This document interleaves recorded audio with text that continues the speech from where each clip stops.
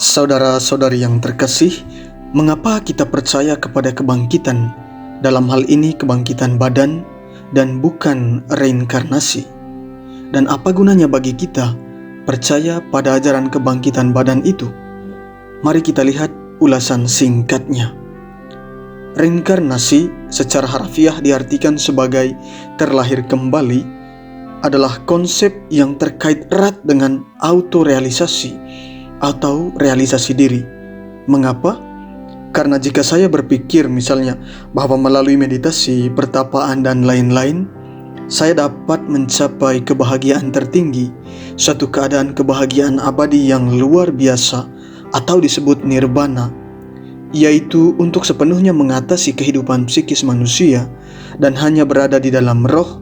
Dan jika saya percaya itu, satu kehidupan tidak cukup bagi saya. Itu membutuhkan beberapa kehidupan.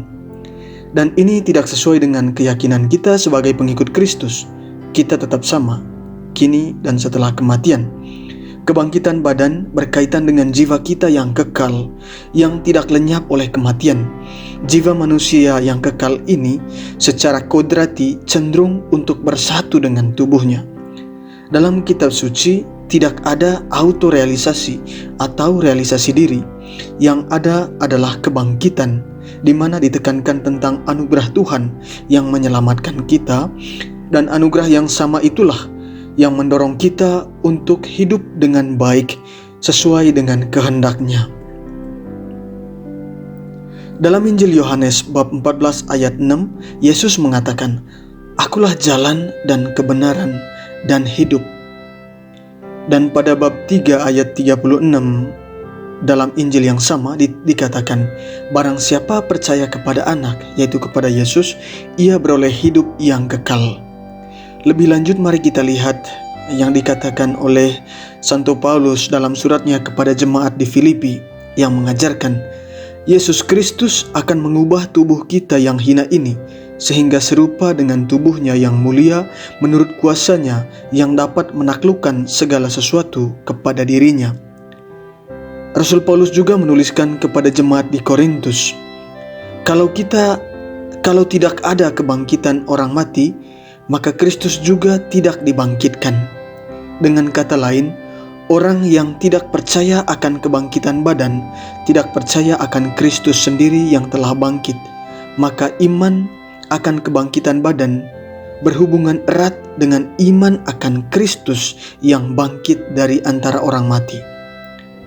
Santo Thomas dalam Summa Theologinya memberikan 5 alasan mengapa Kristus bangkit ya. Yang pertama untuk menyatakan keadilan Allah, yang kedua untuk memperkuat iman kita, yang ketiga untuk memperkuat pengharapan kita, yang keempat agar kita dapat hidup dengan baik, dan yang terakhir untuk menuntaskan karya keselamatan Allah. Kebangkitan badan merupakan efek kesempurnaan dari penebusan Kristus. Kristus telah menebus dunia, karena dengan wafatnya Ia telah menghancurkan kematian, sehingga ada kehidupan di dalam Dia, ada kehidupan di dalam Kristus. Lantas pertanyaannya, apa gunanya bagi kita mempercayai ajaran ini, ajaran akan kebangkitan badan ini? Tentu saja ada gunanya bagi kita, terutama dalam merealisasikan hidup saat ini. Yang pertama, supaya tidak terpuruk dalam kesedihan akan kematian. Adalah reaksi psikologis yang wajar ketika seseorang menangisi kematian dari orang yang dikasihinya. Namun jika ia percaya akan kebangkitan badan, ia tidak akan kehilangan harapan akan dapat berkumpul kembali dengan orang-orang yang dikasihinya itu. Rasul Paulus menegaskan hal ini kepada jemaat di Tesalonika. Selanjutnya, kami tidak mau saudara-saudara bahwa kamu tidak mengetahui tentang mereka yang meninggal, supaya kamu jangan berduka cita seperti orang-orang lain yang tidak mempunyai pengharapan. Karena jikalau kita percaya bahwa Yesus telah mati dan telah bangkit, maka kita percaya juga bahwa mereka yang telah meninggal dalam Yesus akan dikumpulkan Allah bersama-sama dengan Dia. Yang kedua, mengambil ketakutan akan kematian.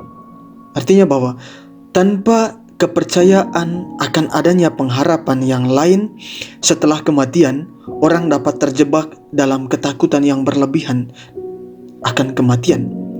Namun, karena kita percaya akan kehidupan kekal dan kebangkitan badan, kematian mestinya tidak terlalu menakutkan.